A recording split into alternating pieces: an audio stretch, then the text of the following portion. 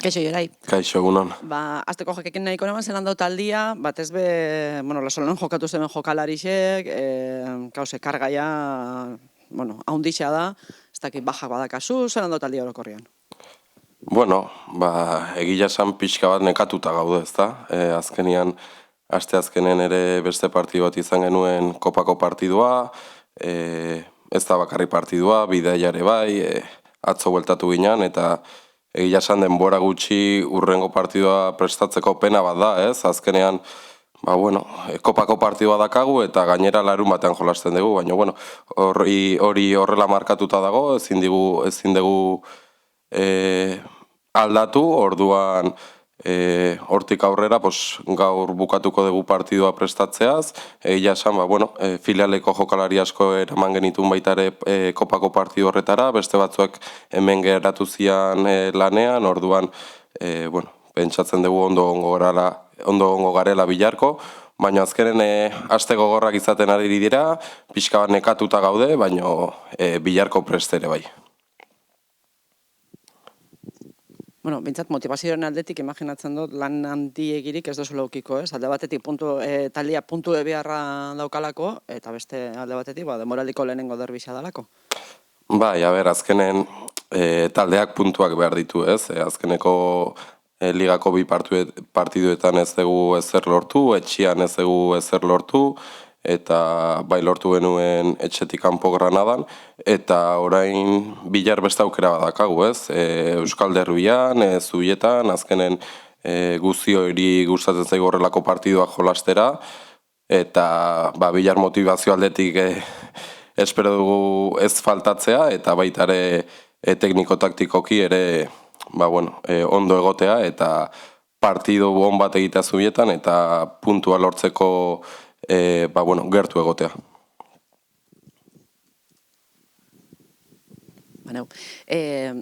Zelan espero zu izatea partidua, ze realen aldetik ze espero duzu, ere puntuen biharra dakate, ze partidu mota espero duzu? Badakigu nolako taldea den reala, ez? Azkenen Natalia Arroyorekin azkeneko denboraldiak taldea identitatea dauka, gauza asko egiten ditu ondo, orain dela gutxi baita ere Europara sailkatu ziran, gila esan aurreko denboraldian agian ezan nahi nona izan, denboraldi hasiera puntu aldetik ere lau puntu dituzte, hasi que gu ez gea bakarrak puntuen beharra dakaguna, behaiek ere bai, orduan behaiek etxean jolasten dute, espero dugu talde dinamiko bat, ez? Erreala dan modukoa, baloiaren jabetza asko izaten du, asko gustatzen zaie, jokalari asko elkartzen ditu baloiatik gertu, eta ez baloiarekin bakarrik, gero baita ere vertikalak dira, sakonak dira, orduan espera dugu real bat oso potentea, nun guk badakigu ze partidu egin behar dugun, mina egiteko. Egunon, Jorai, zeuk esan duzu. Etxetik kanpo gutxigo kostatzen ari zaizue, emaitzei behitza dagokionez etxean baino. Eroso sentitzen ari zarete kanpoan, edo kasualitate hutsa izan da? Ez da erosotasuna. Egia esan lehen urtean, bai etxean eta bai etxetik kanpo, taldea lehiakorra izan duzan, ez? Uste eto oraingoa kasualitatea dela, ze 3 partio jolastu ditu etxean eta bakarra kanpoan, baina bai kostatu zaigu etxean oitxutzea ipuruari, ez da? Lehen urtean unben jolastu genuen, bai zelaia sintetikoa, bai dimentsioak, hori guztia kontrolpean genekagun. Gaur egun oraindik ipurua kosta egiten zaigu. Etxean jolasten dugu, zaletuak nabaritzen ditugu, beti datozti animatzen digu, baina puntu aldetiko haindik ez eusaririk eduki. Orduan, lasaitasunarekin seguru iritsiko diala baita ere puntuak etxean, orain kanpoan jolasten dugu, etxetik kanpo bai gea talde lehiakor bat, ez dugu behar hori, etxean jolasteko behar hori, orduan segura eski bilar partidu honengo degula Zubietan. Teorian, eta futbolean dena da, teorian, reala favoritoa da, derbi honetan. Etiketa horrekin joatea zuentzat ona da, txarra da, zuek askotan esaten da, galtzeko gutxi, baina, ez da kasua. Errealitatea da hori da, reala da favoritoa, reala gu baino talde bat da nun lehenengo mailan ja finko dago, gu iritsi berri gara eta favoritoa beraiek dira. Eta horrekin jolastu beharra daka gure bai, azkenean. Gu ere puntuak behar ditugu, baina presioa guazen behaiei ematea. Azkenen etxean jolasten dute, behaien zaletun aurrean, 4 puntutxo bakarri dazkaten, segurazki gehioren beharra izango dute, ze gure helburua argi dakagu zein da, baina behaien helburua segurazki ez dela gure berdina. Orduan, horrekin ere jolastu beharra dakagu. Presioa behaiei sartu, behaiek beharra handigoa izatea, eta gu horrekin jolastu eta mina egitea. Eta baina erderaz galdetu beharko izut. Bueno, Jarei, el partido de mañana tiene todos los ingredientes para ser un partidazo. Necesitáis los dos los puntos, un derbi, primero de la temporada. Uno de esos partidos que uno está deseando jugar. Sí, al final un derbi siempre es especial, ¿no? Yo también como ando a Indarra, que vivo muy cerquita de Zubieta, como guipuzcoano, pues bueno, he ido mucho a Zubieta, tanto a ver partidos como a jugar con otros equipos y el jugar en Zubieta siempre es algo especial para las jugadoras también. A partir de ahí, pues bueno, tenemos necesidad de puntos los dos equipos. Pero bueno, la realidad es que ellas son las favoritas y con eso también tenemos que jugar, ¿no? Nosotros nuestro objetivo lo tenemos claro, ellas seguro que el suyo también y la realidad es que ellas ahora tienen 4 puntos y nosotros 3. Entonces vamos a meterle un poquito esa presión a ellas, que tengan ellas esa necesidad más grande que la nuestra y a partir de ahí jugar con eso, hacer un buen partido e intentar robarles algún punto de Zubieta. ¿Qué destacarías del equipo de Natalia Arroyo? Bueno, la Real es un equipo que ya está muy asentado en la primera división. No hace poco también consiguieron hacer una temporada increíble con esa clasificación para Europa.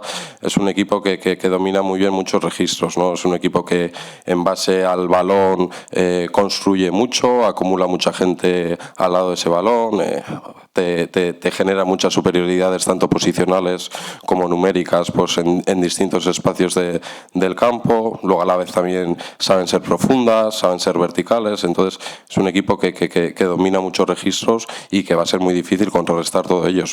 Pero bueno, nosotros con nuestro planteamiento seguro que les incomodamos, les intentamos hacer daño y les pondremos las cosas difíciles si nos quieren ganar. No sé si está siendo casualidad o no, pero de momento estáis consiguiendo mejores resultados como visitantes que como locales.